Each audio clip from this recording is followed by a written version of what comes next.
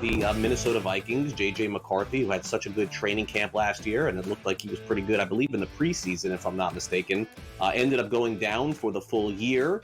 The Vikings are still obviously committed to him. They knew that McCarthy was going to be available at some point in June.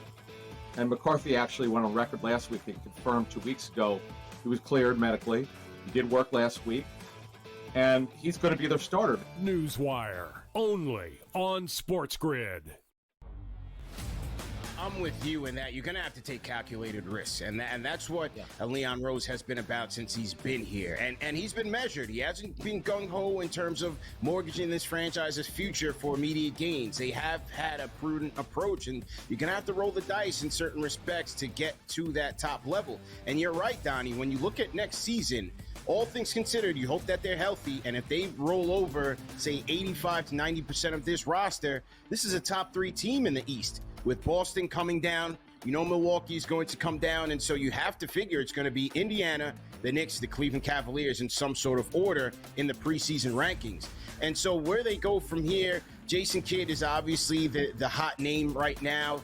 Both sides are interested from what we've heard in terms of Kidd and the New York Knicks. Is he that championship caliber coach to take the Knicks there? The Early Line, only on Sports.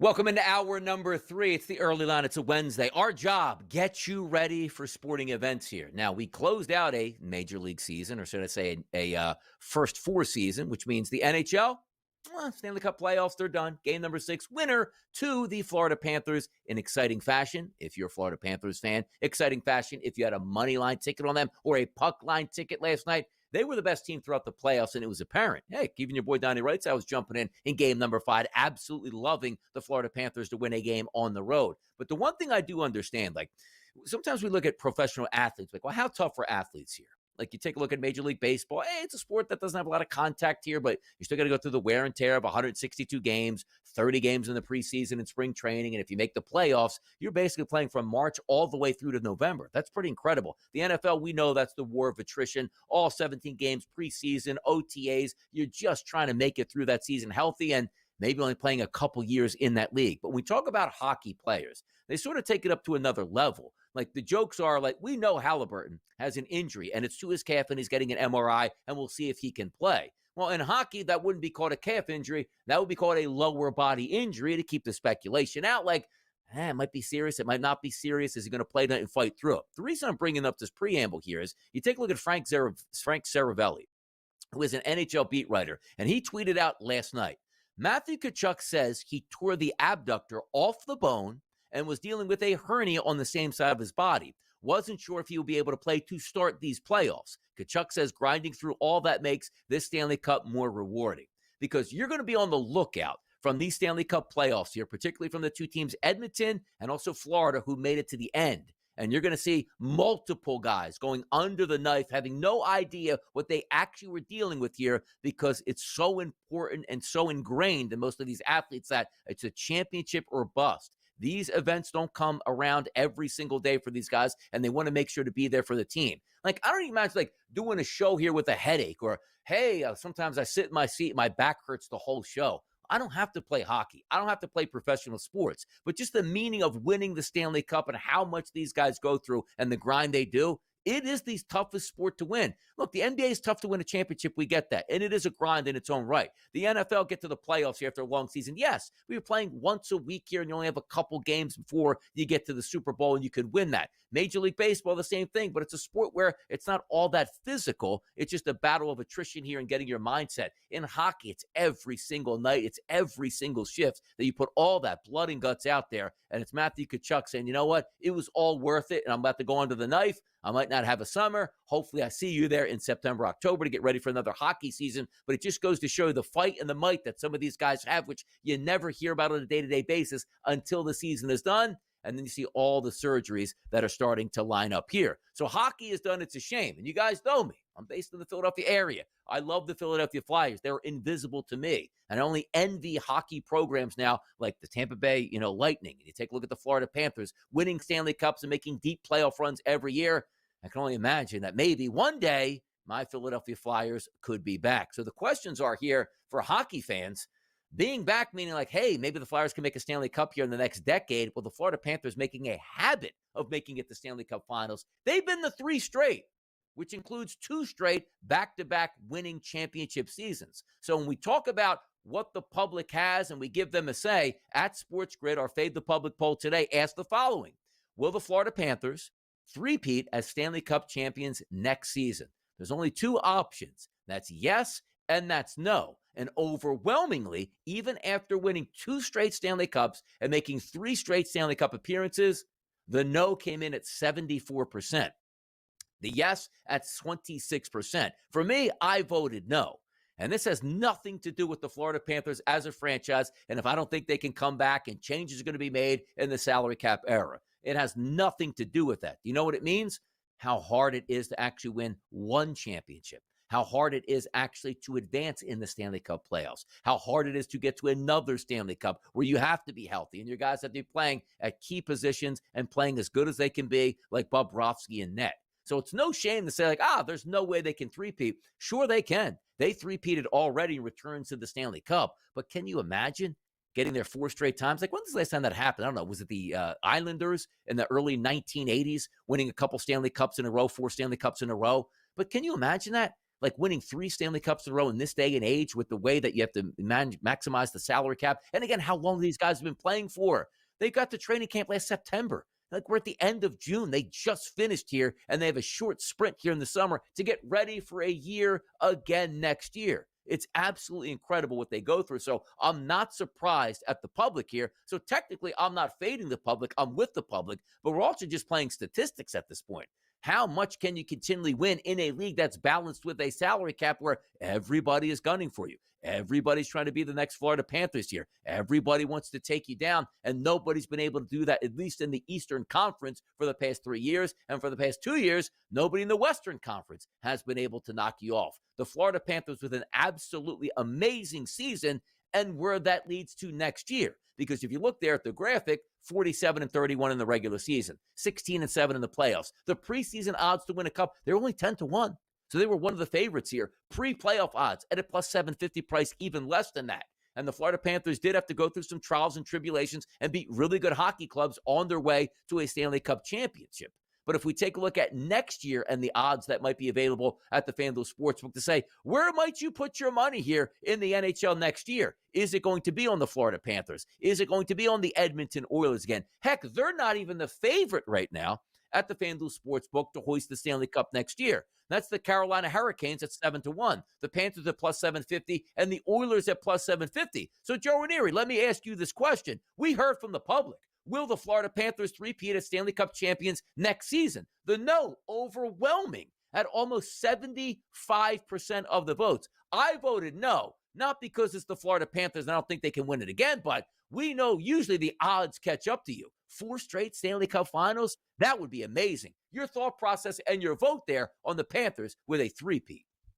Yeah, well, you got to bet it now, Donnie, because every time we've tried to actually bet against them or it doesn't work. And the core of this team is under contract for a while. And they've already proven as an organization they're willing to do what they have to do in order to make the team better during the season. So why not? I mean, the brand of hockey, nobody else has seen in a copycat league to be able to copy it. So as far as I'm concerned, if it ain't broke, let's not fix it here, Donnie. I'm telling you, like, I'm excited to see what they have because I was talking about to open that segment there. Like, hockey players are a different breed, and that's true. Like if I get my 2 teeth knocked out, like, you won't see me on the air for 3 weeks. Like, ow, my mouth hurts and my teeth don't look right. They don't care about that. And Matt, like ripping an abductor off the bone and having a hernia is like, yeah, that was at the start of the playoffs, but I figured I'd play 25 plus games and be there for my team, and I'll worry about that in the off season. It's a crazy mindset. And also, as you understand, when you get to the playoffs, like in hockey, Joe, you get paid for the regular season. You don't get paid for the playoffs in hockey there. But the Stanley Cup is the ultimate goal, and these guys absolutely grind for that. So for me, I love the Panthers. Legitimate chance they can win next year. But Mike, can you imagine 4 straight Stanley Cup appearances by the Florida Panthers is what we're asking them to do? And not just get there. They got to win it again next year. A three-peat? That's incredible, man. It is. Woof, man. Yeah, in the salary cap era. Impossible. Almost impossible. Maybe Feels not. like it is almost impossible. Yep. Now, what's harder, playing a simple round at Oakmont Country Club or maybe going back to back to back in the Stanley Cup? Sort of ways just like this at this point. So we're going to bring in Keith Stewart next to talk about the carnage that was in Oakmont. -1? Yeah, that won it. We'll talk about that and more next.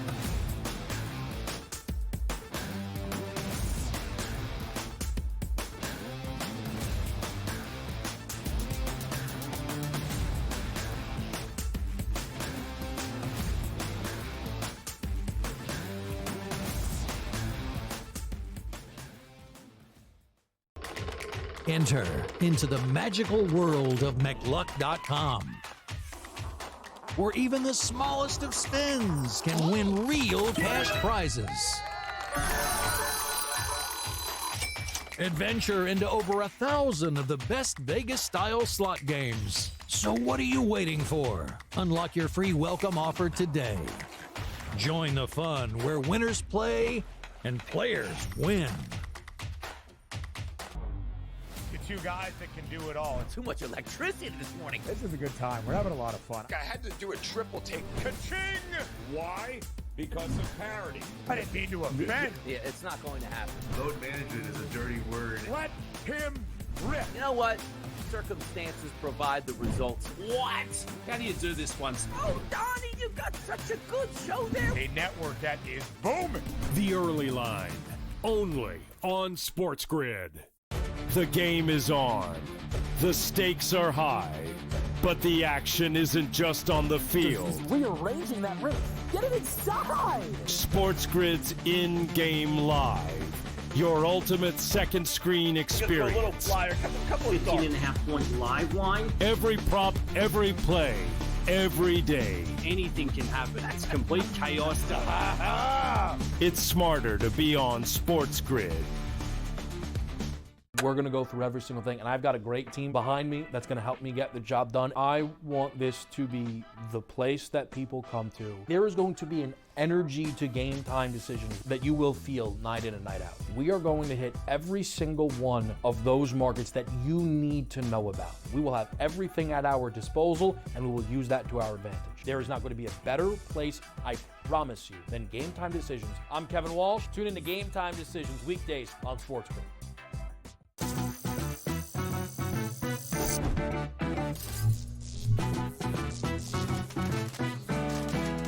Did you know sportsbooks tend to draw up tighter bet lines for events that get even more bettors, like championship games or major matchups? My tip, try betting on less popular sports. You might have a better shot at beating those odds.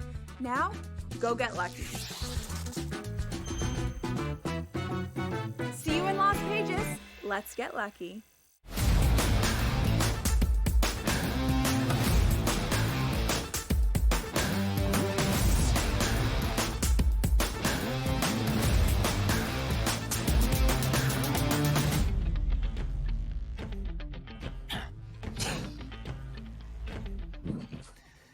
Oh, the hot topics keep flowing here. It's hour number 3. The guests keep running through. Let's have even more fun because we got a recap and we got a preview to do on this show today. And thank goodness we have the time to do it with a double segment. Donnie Rightside going along with Joe Ranieri, and welcome in Keith Stewart. We got a lot to talk about, Keith. A monster weekend, which, like, I loved. I absolutely loved it. The guy with me on the show today, Joe Ranieri, he did not love it. But how are you doing today, Keith? That's what's most important for us. How about that?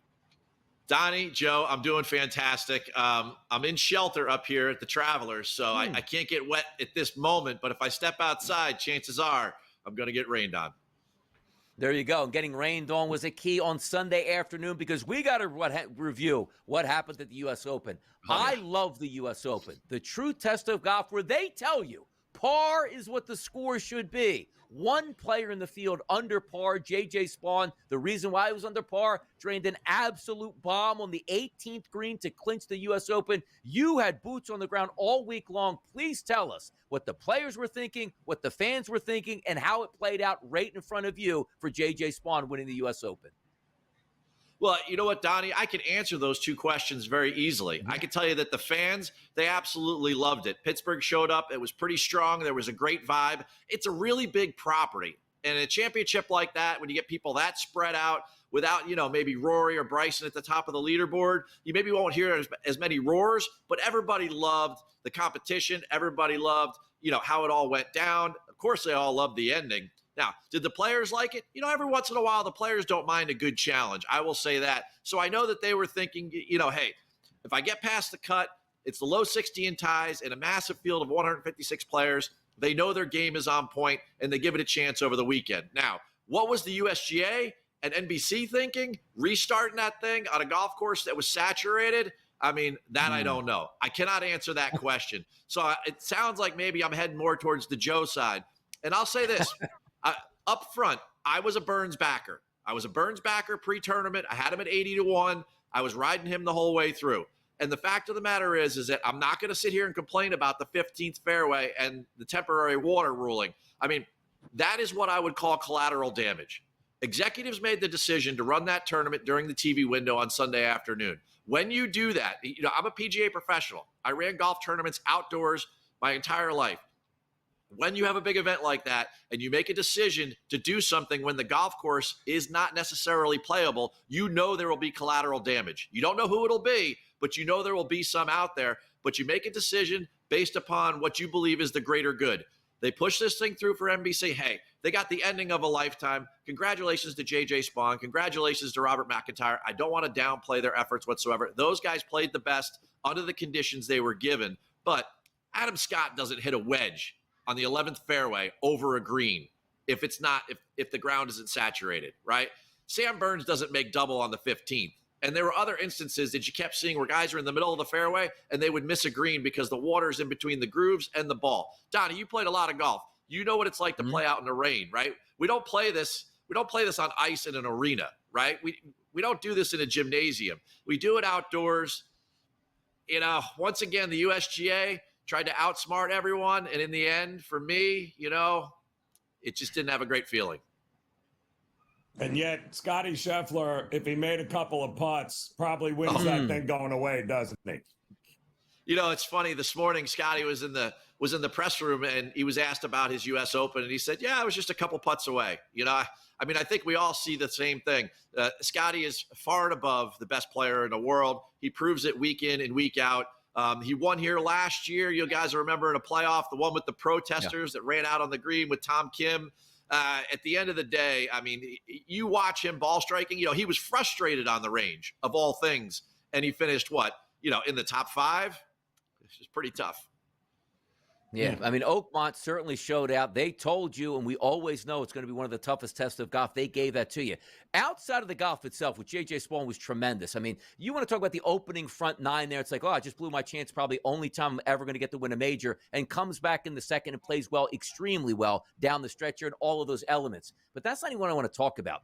Rory McIlroy didn't play well in this tournament. Coming in not playing well. You told us, Keith, right here on this show, this guy's one of the favorites. He will not be on my card here. But it's not even that. How did he go from, boy, I finally complete the Grand Slam, I love everything out here, to don't you dare put that mic in my face. Matter of fact, I don't even know if I like golf anymore. What happened to Rory? Donnie, it's as simple as this. The grip on your club is like a grip on your world. And there's obviously something going on behind the scenes, because Rory has always managed within a tournament or two to get his game back in shape. It's not the fact that he's changing drivers that's causing him to be short with the media, to be terse, to be curt with everyone, to be on edge. I mean, everywhere you see him, even walking around, he's got his head down, doesn't want to make eye contact with anything. That's not Rory. That's not the Rory that I've seen out here for the last 4 years. He is always one to stop and have a conversation with a volunteer or everyone. So I really think that there's something going on outside of golf, and I hope that everything's okay in his world. But it's obvious to me that if you're not settled in bed, then you're certainly not going to be settled in a bunker down there in Oakmont and be able to get up and down, because for right now, he seems like he's got a lot on his plate. And I'm going to fade him again this week here at the Travelers. I mean, he's the guy, it's driver, wedge, putter this week. And for all intents and purposes, I'm not sure any of those three will work for him enough to get across the finish line. Yeah, well, it could be a little personal relationship situation going on there, because it feels like it's all above the shoulders, doesn't it, with him? It can't just be that I won the Masters and I'm done. There's got to be more to it above the shoulders. I think that's where the big problem lies with him right now. There's no doubt about that, Joe. And I'm not going to even go down that road or speculate, but I mean, the way that he played golf to start the year was some of the best golf of his career. He had a mission. It was the Masters. You know, he said he worked hard for 6 months from October, working on like specific aspects of his game just to get ready for Augusta National. He reached the career Grand Slam. It sounds to me like a lot of self-talk when he says, you know, I'm having a tough time getting going after I accomplished that major career goal. I mean, that guy's never had trouble getting going. So I'm with you. I think it's between the ears. Oakmont, boy, showed its teeth there again. JJ Spawn -1 the victory here for the U.S. Open. Congratulations to him at $4.3 million in his back pocket. By the way, Adam Scott, 79, Sam Burns, 78. What happened there? Goodness. New golf tournament, new week. We'll talk about that next.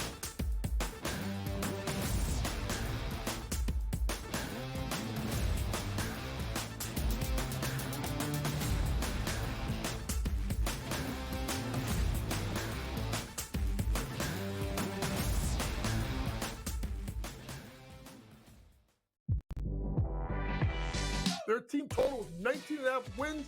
I told you to go under, and it's by far the best bet I have recommended on this network in 4 years. They can't get out of their own way. And now Sloot is out for the year. Let's hope Sloot gets back, because I respect the hell out of Sloot, and I want her to go out on her own terms. Hopefully we'll have her back for the 26th season. Betting above the rim, only on SportsGrid.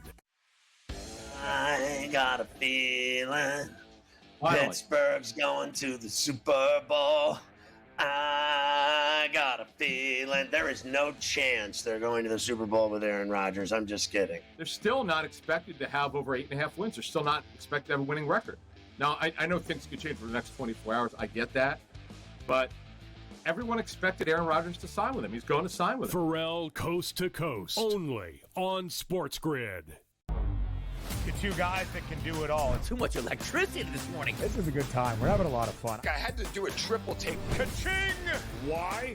Because of parity. I didn't mean to offend. Yeah, it's not going to happen. Load management is a dirty word. Let him rip. You know what? Circumstances provide the results. What? How do you do this one? Oh, Donnie, you got such a good show there. A network that is booming. The Early Line, only on SportsGrid. The game is on. The stakes are high. But the action isn't just on the field. He's rearranging that ring. Get it inside. SportsGrid's in-game live. Your ultimate second screen experience. A little flyer, couple of 15.5-point live line. Every prop, every play, every day. Anything can happen. It's complete chaos. It's smarter to be on SportsGrid.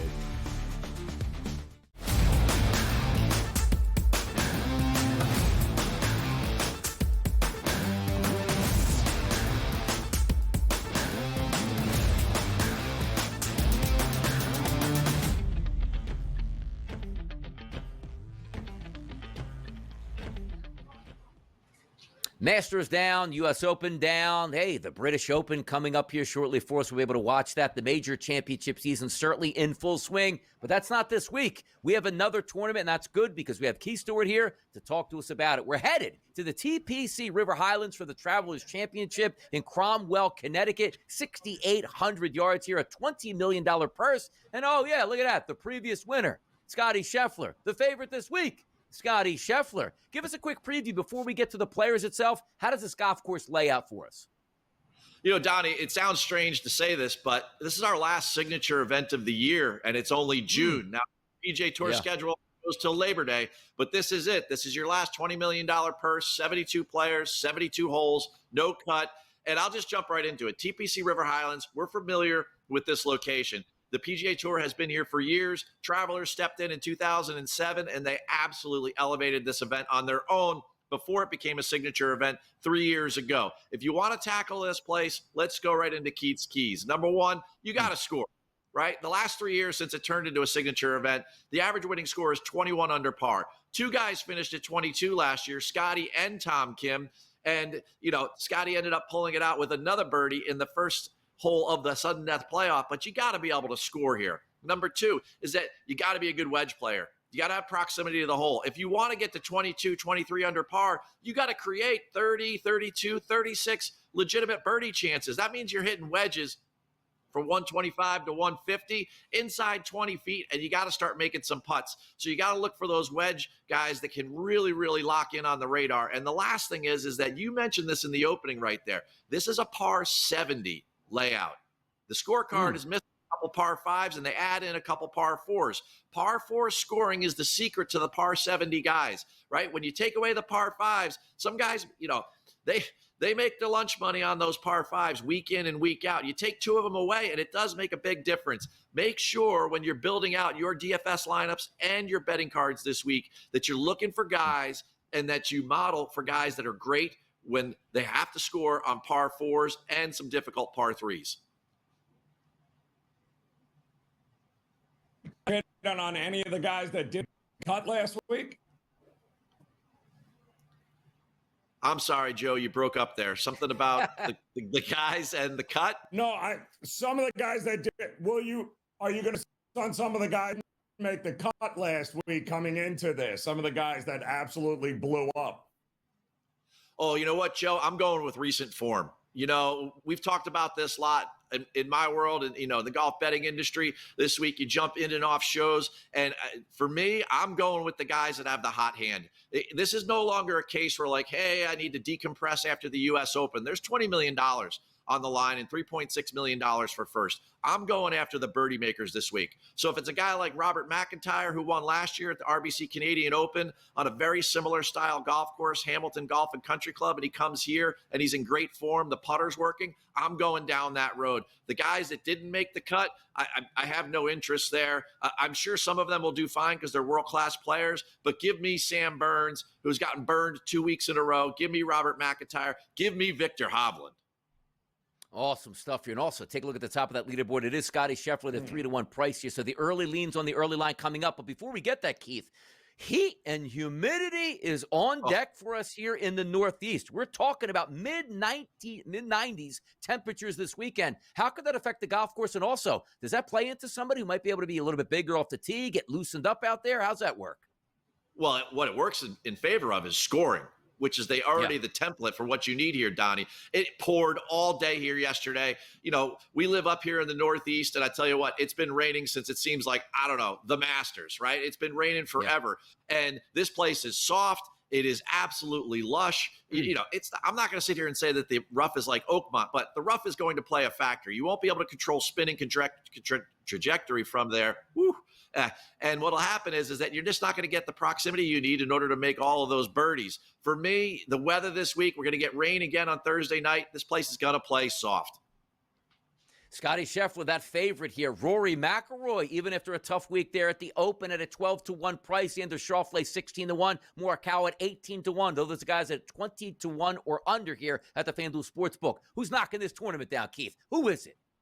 All right, the early leans are Victor Hovland. I love him to be hot, to stay hot, right? The app game is really good. And you know what? The putter is going to happen. I mean, he gained 14 strokes tee to green last week, guys. Second guy, Nick Taylor, the Canadian. I'm going to the deep number, plus 10,000, 100-1, fourth at the Memorial, 13th up there at RBC Canada. The guy's great on short golf courses. Take Nick. There you go. Keith Stewart, the man with the plan, our PGA professional. Thank you for joining us. See you next week, and we will be right back.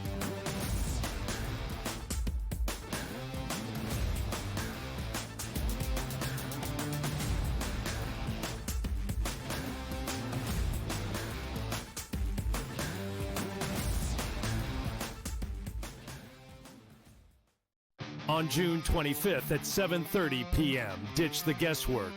Ben Stevens, Kevin Walsh, James Young, and Tom Vecchio have your NBA draft betting coverage pick by pick, bet by bet, all night long. We got all the insights and expert analysis, because betting blind isn't a strategy. Coverage starts at 7:30 p.m. on June 25th, only on SportsGrid. Astros right now have awoken. Maybe they are the best team out in the West, because a rooting interest for me, Tom, always the Mariners. Hey, they're finally getting the hitting back, but now that's starting to slide. We can make the case for the Rangers. They showed some things. A team that the Rangers, you and I were both very high on coming into the season. They make a shot for the wild card. But I do think it's going to be a two-team race between the Astros and the Mariners, and that's really about it. Yeah, it's a shame. Pro Baseball Today, only on SportsGrid. Does a guy like Giannis fit onto that roster if you can make some of those changes? I just don't see a KD pursuit as being realistic for the Knicks. But hey, if they can pull a rabbit out of a hat, as Leon Rose oftentimes can, I'd go after Giannis in a heartbeat. It's just, what type of package could they entice for the Milwaukee Bucks? And is it a 3 or 4 team trade? It gets a little bit tricky in that regard. You see the Knicks there with a plus 340 price. The Early Line, only on SportsGrid.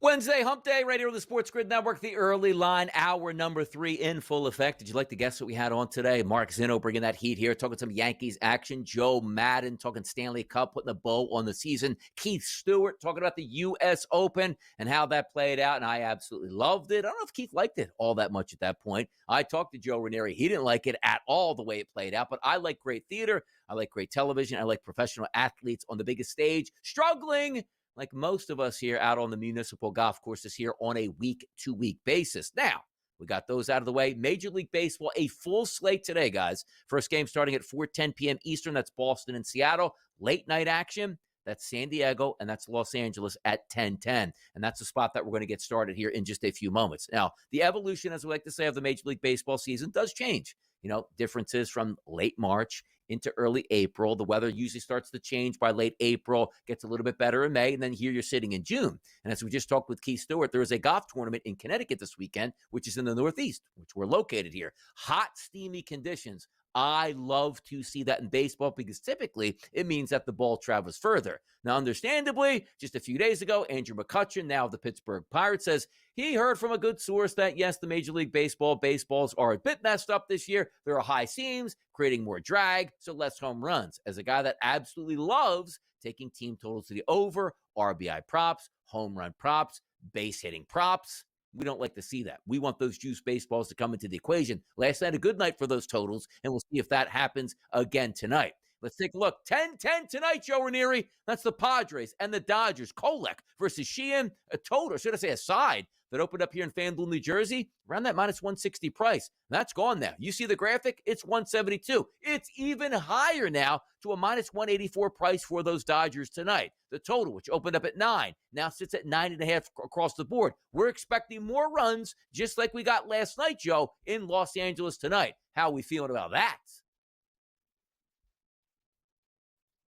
Kind of hard to look any other way, Donnie, when you look at it, because Kolek, none of these guys actually bring any sort of shutdown pitching right now. Bullpens got burned last night a little bit. It feels like another over. If it ain't broke, don't fix it.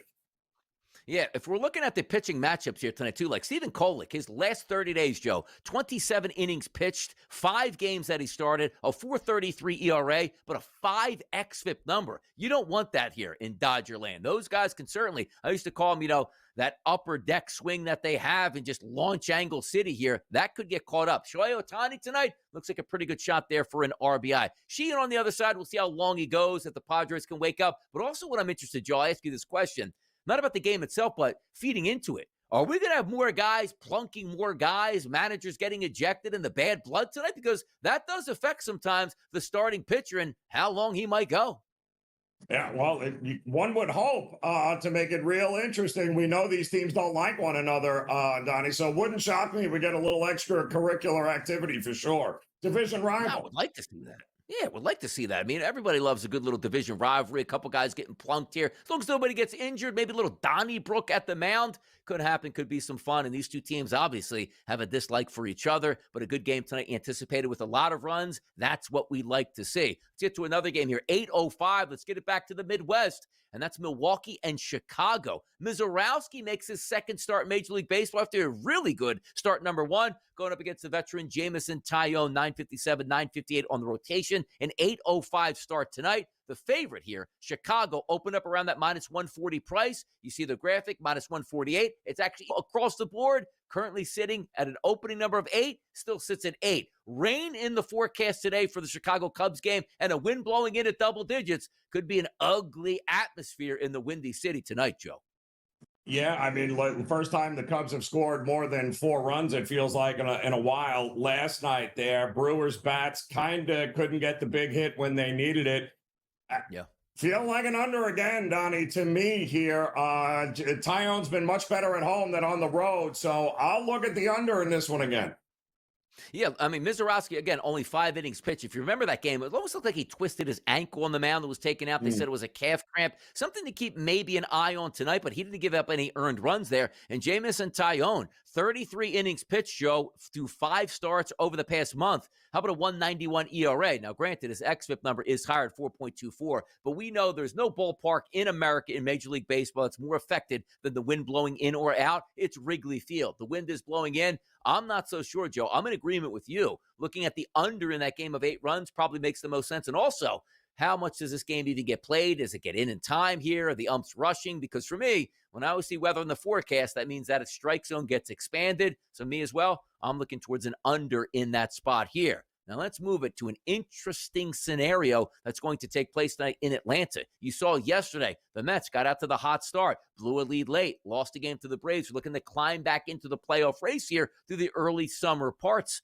We take a look at Paul Blackburn on the mound, who's actually very good in his first start back. Chris Sale's on the mound. He's a monster favorite tonight. Open up around a minus 180 price, as you see the graphic, but that price now sits slightly higher at a minus 184. The total in this game opened up at 8.5, still sits at 8.5. 4 straight losses for the New York Metropolitans. Will it be 5 straight losses? But also, would you be willing to pay that price here on the Atlanta Braves? Yeah, I don't know how you can. I mean, listen, the struggle for the Mets on the road, well documented here, Donnie. They absolutely threw up on themselves last night in that spot. The bullpen melted. But really, should Atlanta be this kind of favorite? I don't care who's pitching against anybody. Feels like all the value is on the New York Mets here tonight. That's the way I would look.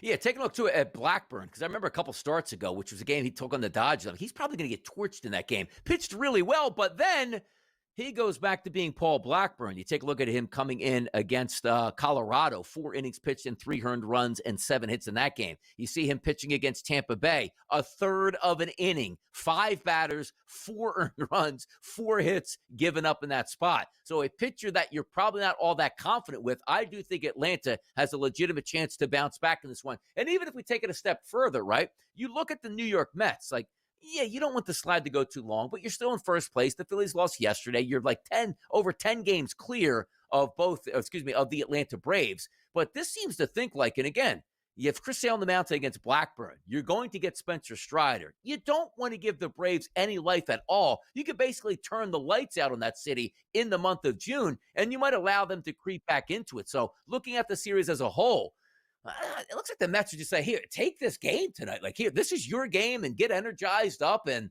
oh, well. Still don't trust the Braves bats, though. That's the problem here. And what happens now if Soto actually can jumpstart maybe the offense here of the Mets? Atlanta should not be laying these kinds of numbers against anybody. And I love Chris Sale, but sorry, not buying it.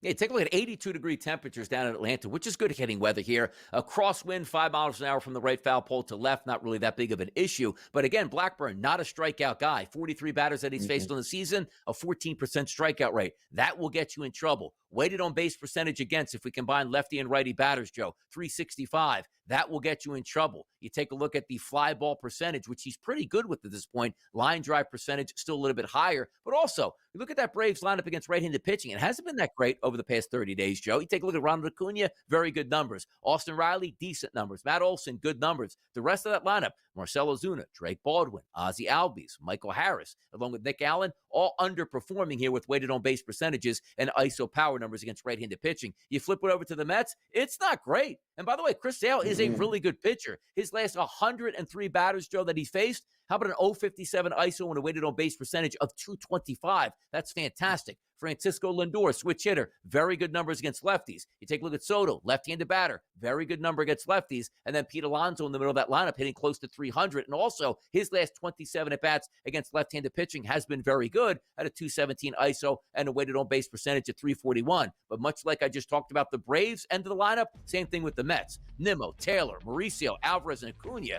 giving you nothing over there. Maybe it's an under? We'll find out. More Major League Baseball topics on the way next.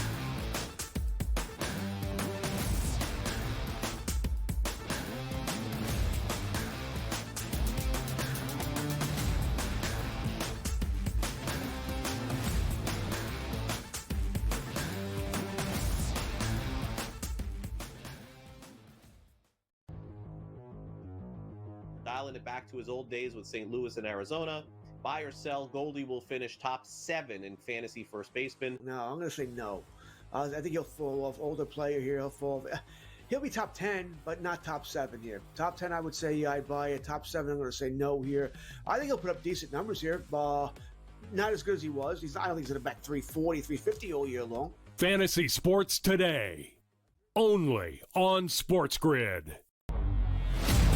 I'm with you in that you're going to have to take calculated risks. And that's what Leon Rose has been about since he's been here. And he's been measured. He hasn't been gung-ho in terms of mortgaging this franchise's future for immediate gains. They have had a prudent approach, and you're going to have to roll the dice in certain respects to get to that top level. And you're right, Donnie, when you look at next season, all things considered, you hope that they're healthy. And if they roll over, say, 85 to 90% of this roster, this is a top 3 team in the East. With Boston coming down, Milwaukee is going to come down, and so you have to figure it's going to be Indiana, the Knicks, the Cleveland Cavaliers in some sort of order in the preseason rankings. And so where they go from here, Jason Kidd is obviously the hot name right now. Both sides are interested from what we've heard in terms of Kidd and the New York Knicks. Is he that championship caliber coach to take the Knicks there? The Early Line, only on SportsGrid. Every 5 days, it's really exciting when Skeens pitches, and it's terrible watching him pitch because every time he pitches, they don't score. Having him hit the lineup probably would actually help when he pitches. There's no way to do it because you can't, but yeah, it's beyond frustrating. And the numbers will tell you, the books have adjusted. Pharrell Coast to Coast, only on SportsGrid.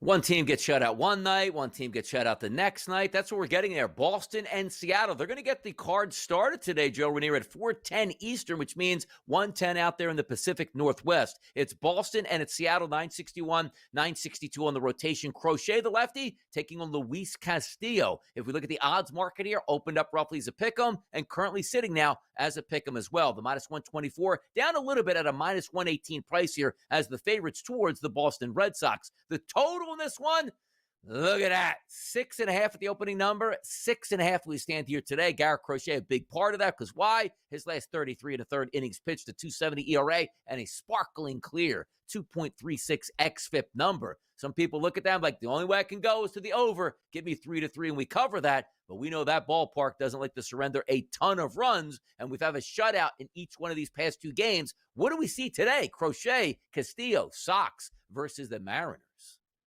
Well, I'll tell you what I've seen from Crochet is a whole lot of very high pitch counts and a whole lot more innings on track for than he has at any point in his career. And at some time, that's going to take its toll on Crochet here. And, you know, the old dog there in Castillo, he's had some moments here, but it's all in all, it seems like it's taken him a little while to get it going.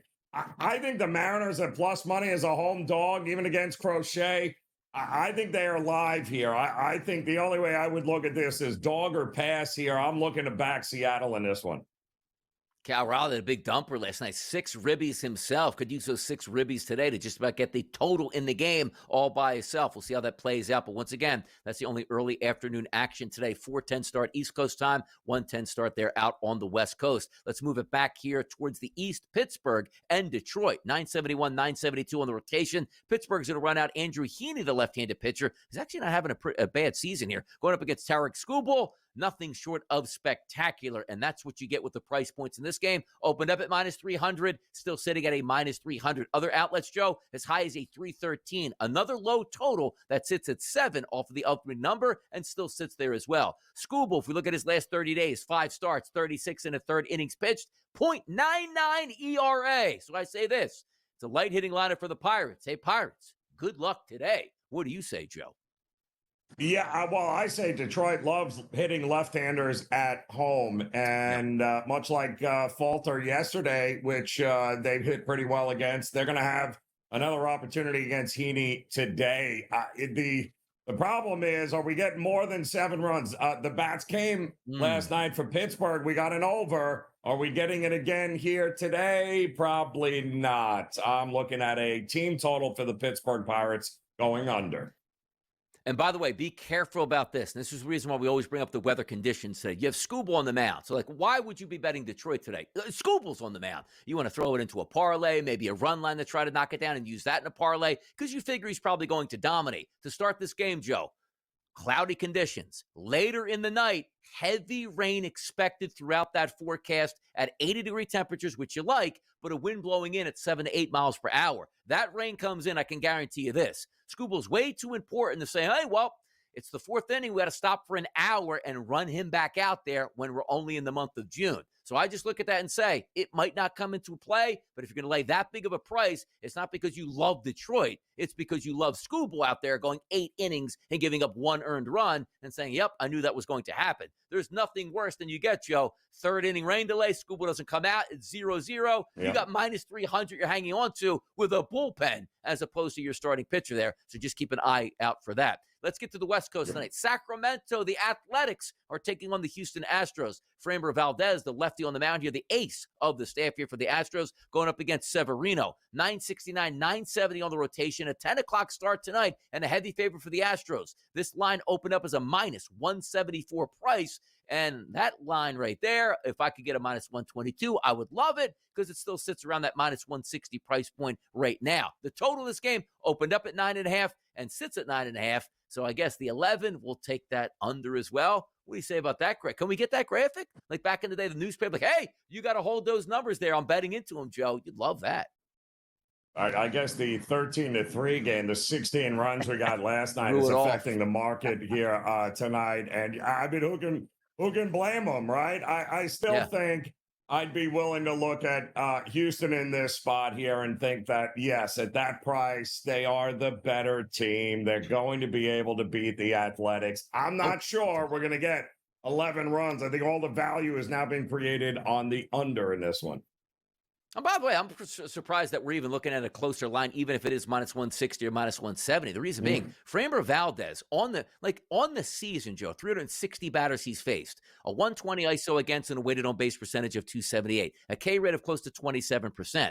Now let's go last 30 days. You say, well, you can't improve on that. He actually does. 106 batters he's faced, Joe. The 26% K rate goes up to 35%. The ISO power number goes from a 120 down to a 104. The weighted on base percentage goes from a 278 down to a 252. The ground ball percentage, which you guys know, in a small ballpark that tends to give up home runs, he increases from a 60% ground ball rate to a 66% ground ball rate at this point. You look at the Houston batters, am I in love with them tonight? Not necessarily, but Severino doesn't strike many batters out in a ballpark that gives up a lot of home runs, balls in play. We might be getting some runs. So for me, Joe, I look at this like, man, seems like a real light price here. I don't care what that number is under 200 on the Houston Astros. Valdez should deal. I agree with you. I do think there's some value. Maybe the run line could come into play here tonight as well, because it doesn't feel like it's going to be all that much of a pitcher's battle, but still think the value lies in the under. Yep, see what happens in Sacramento. By the way, Joe, like last night, you're up late, you're at the game, you're enjoying it, Stanley Cup final, Panthers win it all. Are there any naps in the forecast for you this afternoon? Like, what's the deal today? Rest and recovery? Kind of feel like I've been taking a nap for the last 3 hours here, Donnie. It feels like I've gotten plenty enough rest here. Listen, we got no rest for the weary. We got plenty of baseball today, and also we got a pretty important. Are we going to get a game 7 is always the big question. And our only shot now is with the NBA tomorrow. We need that. You know, it'd be nice too. Get in my ear. Kevin Walsh said he wants to fill in for you tonight on Game Time Decisions to give you some time off. Very nice of Kevin Walsh to do that here on a Wednesday. Hopefully that is true. But Joe Ranieri, he's going to carry you the rest of the way. I'm off to the radio. We'll see you fellas once again tomorrow for Thursday.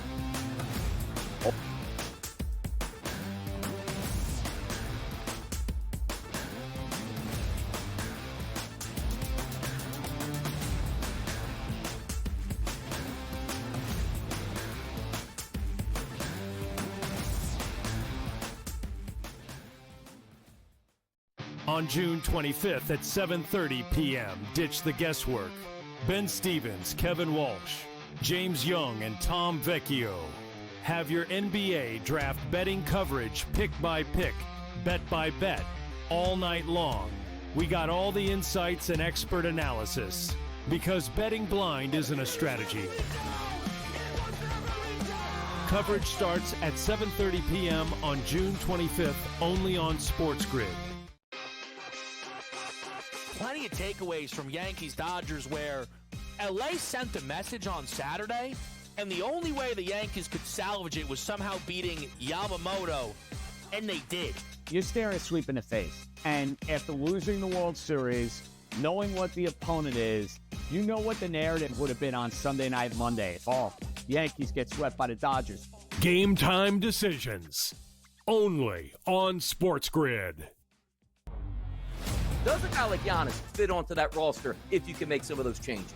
I just don't see a KD pursuit as being realistic for the Knicks. But hey, if they can pull a rabbit out of a hat, as Leon Rose oftentimes can, I'd go after Giannis in a heartbeat. It's just, what type of package could they entice for the Milwaukee Bucks? And is it a 3 or 4 team trade? It gets a little bit tricky in that regard. You see the Knicks there with a plus 340 price. The early line, only on SportsGrid. The Minnesota Vikings, J.J. McCarthy, who had such a good training camp last year, and it looked like he was pretty good, I believe, in the preseason, if I'm not mistaken, ended up going down for the full year. The Vikings are still obviously committed to him. They knew that McCarthy was going to be available at some point in June. And McCarthy actually went on record last week and confirmed 2 weeks ago he was cleared medically. He did work last week. And he's going to be their starter. Newswire, only on SportsGrid.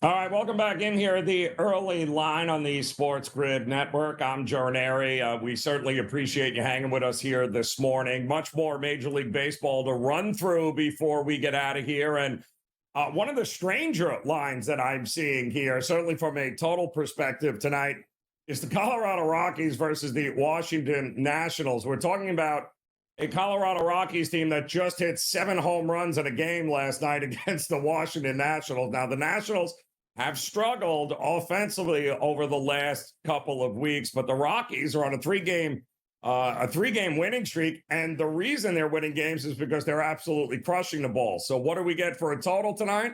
Well, it opened up at 9.5, and where is it now?